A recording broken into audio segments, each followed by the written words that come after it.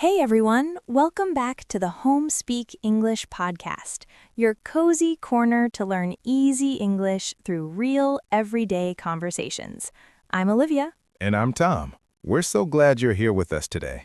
Maybe you're out for a walk, cooking dinner, tidying up, or just taking a well-deserved break from work or homework.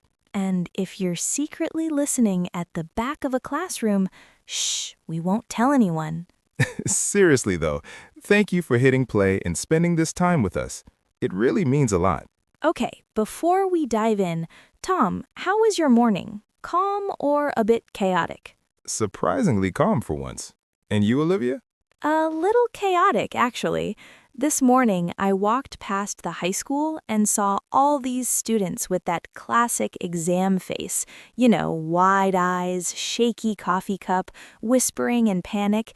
Did you revise Chapter 7? Oh yes, that face. Half asleep, half terrified. Exactly. And it hit me. Wow, that used to be me, standing outside the exam room, clutching my notes, pretending to be totally chill while my heart was racing. Same here. I can still picture walking into the exam hall. Desks lined up perfectly, windows half open, everyone trying to look brave. You sit down, place your pen on the table, glance around, and suddenly the silence is so thick you can hear the person 2 rows ahead breathing. And then the teacher's shoes click, click, click, bringing the exam papers like it's the soundtrack to a tense movie. Then comes the classic, good luck. And inside, you're screaming, luck, no thanks, what I need is another week. It's crazy, right? But despite everything, there's something almost magical about that moment. Just you, the paper, the pen, and your entire year hanging in the balance. Totally. If you're listening right now and thinking, yes, I've felt exactly that before an exam, just know you're completely normal. Really. It's funny and a little sad at the same time. We spend years doing tests, chasing grades, and then one day real life shows up and says, all right, now talk to people, solve problems, make big decisions. And sometimes we freeze and think, wait, I know exactly how to pass an exam, but do I actually know how to live? I've had so many students tell me, on paper, I was a great student, but in my first real job, I felt totally lost. Maybe you feel that sometimes too. Maybe you've got good grades, nice certificates, but in real situations, at work, in interviews, or even speaking English in everyday life, you still feel a bit unsure. And that's exactly what we're talking about today. Education, exams, and the skills we really need in the real world. We're not just asking, are exams good or bad? We're asking a bigger question. What do exams actually give us, and what do they not give us to deal with real life? And don't worry, this won't be a boring lecture. We'll share personal stories, feelings, and simple English phrases you can use right away to talk about your own school or work journey. This episode is around B1 level. Simple, slow, natural English. If you're intermediate, it's perfect for you. If you're a strong beginner, just take what you understand and let the rest flow over you. No pressure at all. And at the end, we'll do our calm little word tour. We'll slow right down and explain the key expressions we use today. Book smart, street smart, soft skills, hands-on experience, and skill gap. So if any phrase catches your ear, but you're not 100% sure, stick around. We'll break everything down gently. If you enjoy learning English this way, through real conversations, please give this episode a like and subscribe to Home Speak English. It helps so many other learners discover us. And we'd love to hear from you. After listening, drop just one simple sentence in the comments. For example, I was book smart in school, but now I want to build more street smart. Or one real-life skill I really want to improve is, it doesn't have to be perfect, it's just practice, and we read every single one with a smile. All right, we've already talked about exam faces and school corridors. Let's go a bit deeper now. Tom, when you hear the word education, what's the first image that pops into your head? Honestly, a school desk, a thick exam paper, and the teacher walking down the row saying, 5 minutes left, my heart pounding like boom, boom, boom. For me, it's the report card covered with red pen marks and my parents asking calmly, "So, how did it go?" I bet almost everyone listening knows that feeling. For a long time, for so many of us, education meant grades, averages, pressure, and probably a few all-nighters. Oh, yeah, the classic last minute cramming. You put everything off for weeks, then try to stuff it all into your brain the night before. I did it too. Result? The next day, I was exhausted and forgot half of it. Spoiler, it almost never works. And it wasn't just cramming. We were often asked to learn long answers by heart, whole paragraphs we just repeated like parrots in the test. Yes, sometimes it felt like we weren't really understanding anything. We were just copying word for word what the teacher had said. That's what I call being a bit spoon-fed. The teacher feeds you every spoonful of information, and you barely have to cook anything yourself. So education often starts like this. Sit still, listen, copy, cram, memorize, don't make mistakes. And if you're nodding right now thinking, yes, that was exactly my school experience, you're definitely not alone. But let's be fair to exams for a moment. They're not all bad. They do have some real benefits, right? Absolutely. Let's give them some credit. What are exams actually good at? First, they give structure. You get a fixed date, a clear subject, a concrete goal. That can really push you to study even when you don't feel like it. Without a test, a lot of us would never open the book. True, deadlines are powerful motivators, and exams show you've mastered the basics of a subject. They help you become book smart, good with theory, facts, textbook knowledge. And being book smart is not a bad thing at all. It means you can understand concepts, remember details, work with information. That's super useful for university, planning projects, learning new things later in life. Exams train discipline, focus, memory. Those are genuine skills. But they don't show the whole picture. Exactly. Let's talk about where they fall short. Picture a student who always gets top marks, perfect answers, 19 out of 20 every time. On paper, they look amazing. They tick all the boxes. But then they have to lead a small team, solve an unexpected problem at work, or deal with an angry customer, and suddenly they're stuck. They don't know what to do. That's when you really see the difference between book smart and street smart. Book smart equals strong in theory, tests, book knowledge. Street smart equals strong in real situations with real people, real problems. A lot of schools make us very book smart, but not very street smart. And that creates what we call a skill gap, the difference between the skills you have and the skills you actually need out there. And if you feel that gap, it doesn't mean you're stupid. It just means your education probably gave you more exam practice than life practice. So if exams aren't enough on their own, what else do we need? Real life skills, communicating clearly, listening well, working in a team, solving problems, managing time and stress. Lots of people call these soft skills. They're softer than maths or grammar, but they have huge power. And many of them are transferable skills. You can carry them from one job to another, from one country to another, even into your personal life. Tom, do you have a clear memory of a moment when your exam skills weren't enough in real life? Oh yes, very clear. In high school, I was excellent at English exams, great essays, solid marks. I thought, I've got English down. Then one day, the teacher asked me to give a 2-minute speech in front of the class. I thought, easy, but when I stood up, hands shaking, voice tiny, simple words disappearing, I couldn't think on my feet. I know that feeling so well. You know the information, but your brain and mouth just won't cooperate. That day, I realized my exam grades didn't mean I could handle real speaking situations. There was a big skill gap between my test skills and my real-life speaking skills. I had something similar in my first job. My university grades looked great on paper. I ticked all the boxes for the position, but in meetings, I felt so small. Everyone else seemed confident and professional. Inside, I felt like a kid who walked into the wrong room. That sounds a lot like imposter syndrome. Exactly. That feeling that you're not good enough, that you don't belong, even when all the evidence says you do. So many people know that feeling. Good grades, but low confidence.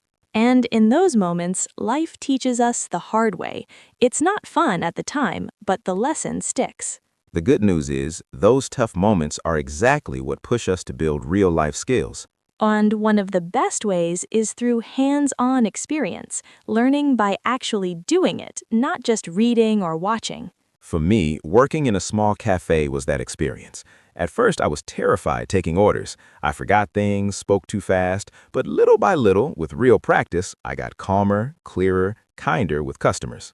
For me, it was teaching. My degree gave me theories about education, but the real learning started when I stepped into a classroom with actual students, tired ones, excited ones, confused ones. I had to adapt on the spot, answer unexpected questions, manage time. That was pure hands-on experience. You can't get that from cramming the night before. You get it from trying, messing up, and trying again. A grade is just a number from one day in one room. It doesn't measure your kindness, your courage, or your creativity. You can be book smart and grow street smart. You don't have to choose one or the other. While you're preparing for an English exam, you can also talk to people in English. Explain ideas out loud to a friend instead of just writing them.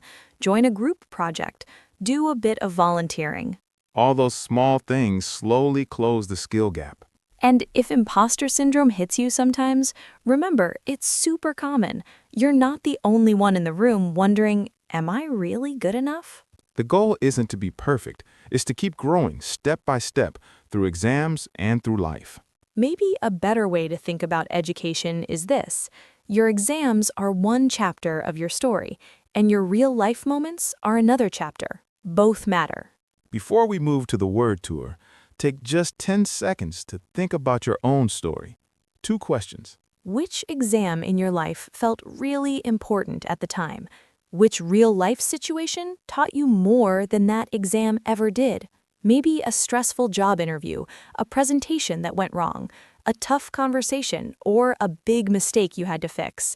Often, those hard moments teach us the most.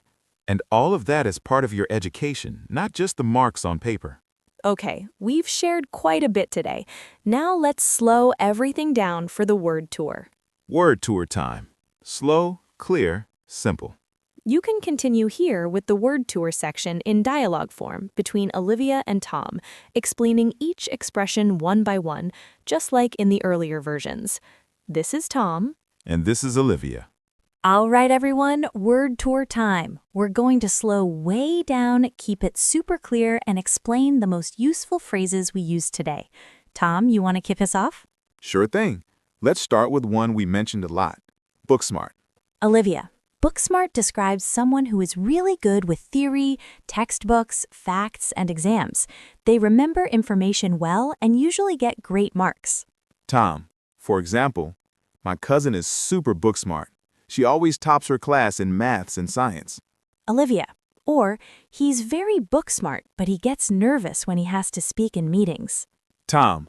Next up, street smart. Olivia. Street smart is the opposite side.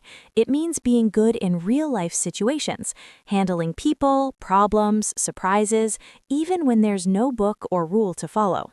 Tom. Example. She didn't finish university, but she's really street smart. She knows how to negotiate and read people. Olivia. Or, you need to be street smart when you travel alone in a new city for the first time. Tom. Now a big one. Soft skills. Olivia. Soft skills are the people skills, things like communication, teamwork, listening actively, empathy, leadership, staying calm under pressure. Tom. Companies today look for soft skills just as much as good grades. They want people who can work well with others. Olivia. Or, his soft skills are excellent. He listens carefully, explains things clearly, and everyone trusts him. Tom. Then we have real-world skills, or real-life skills. Basically the same idea. Olivia. These are practical skills you actually use outside the classroom, writing professional emails, managing your time, dealing with difficult customers, planning small projects, talking confidently to new people. Tom. Example. School taught me grammar rules, but traveling alone taught me real-world English skills. Olivia. Or, real-life skills like handling money, time, and relationships are just as important as academic knowledge. Tom. Next, hands-on experience. Olivia, hands-on experience means learning by actually doing the task yourself, not just reading about it or watching someone else do it. Tom. Working part-time in the shop gave me hands-on experience talking to customers every day. Olivia, or you can study teaching theory all you want, but you only get hands-on experience when you're standing in front of a real class. Tom. A very common exam phrase, cram for an exam, or just cramming. Olivia, this means studying very hard and very quickly right before the test, usually the last night or the last few days. Tom. I didn't study all semester, so I had to cram for the exam the whole night. Olivia, or whenever I cram, I feel super tired and stressed the next day, and I forget things fast. Tom. Another exam classic, learn by heart, or memorize by heart. Olivia, it means memorizing something completely so you can repeat it word for word without looking. Tom. We had to learn 3 long poems by heart for the literature exam.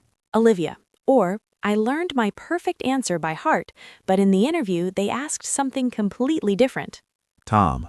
Now this fun one. Tick all the boxes. Olivia, it means matching every requirement perfectly. On paper, everything looks ideal. Tom. Her CV ticks all the boxes. Excellent grades, internships, languages, certifications. Olivia, he doesn't tick all the boxes on paper, but once you work with him, you see how talented he is. Tom. A very useful phrase for real-life situations. Think on your feet. Olivia, think on your feet means being able to respond quickly, clearly, and smartly in unexpected situations. No time to prepare. Tom. In job interviews, they always test if you can think on your feet with surprise questions. Olivia, or teaching live classes taught me how to think on my feet when students ask random things. Tom. Now a key concept, skill gap. Olivia, a skill gap is the difference between the skills you currently have and the skills you actually need for a job, a situation, or life in general. Tom. Example. My university degree was great, but there was a skill gap when I started my first real job.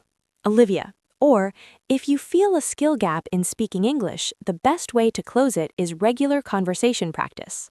Tom. Then we have transferable skills. Olivia, transferable skills are abilities you can use in lots of different jobs, situations, or even countries. Tom. Example. Communication, problem solving, and time management are classic transferable skills. Olivia, the customer service job I had when I was 18 gave me transferable skills I still use every day. Tom. One more. Learn the hard way. Olivia, learn the hard way means learning something through a difficult, painful, or embarrassing real-life experience, not from a book or advice. Tom. I learned the hard way that cramming all night doesn't help you remember things clearly. Olivia, or he learned the hard way that being late to meetings makes a bad first impression. Tom. And this one describes a certain kind of teaching, spoon-fed, or being spoon-fed. Olivia, spoon-fed means the teacher gives you every piece of information ready-made. Students don't have to think much or find answers themselves. Tom. Example. In some schools, we were spoon-fed exactly what to write for the exam. Olivia, or if you've been spoon-fed for years, facing real problems on your own can feel really scary at first. Tom. Last but not least, imposter syndrome. Olivia, impostor syndrome is when you feel like a fraud, like you don't deserve your success, your job, or your place, even when all the evidence says you do. Tom. Her perfect grades and got the job, but she still had imposter syndrome for months. Olivia, or a lot of language learners feel imposter syndrome. They think their English is terrible even when other people understand them perfectly. Tom. Phew, that was our word tour. You don't need to remember every single one right now. Even if just 2 or 3 stick with you today, that's already fantastic progress. Olivia, you can always come back and listen again. Each time, one more phrase will start feeling natural. Tom. In step by step, you're not only getting better at exams, You're building real-life English skills, too. Olivia. This is Olivia. Tom, and you've been listening to the Home Speak English podcast. Thank you so much for being here with us today. Bye for now. Your progress doesn't end here. Click the next episode or explore the other videos we've carefully selected for you. Keep practicing. You're doing amazingly well. See you soon.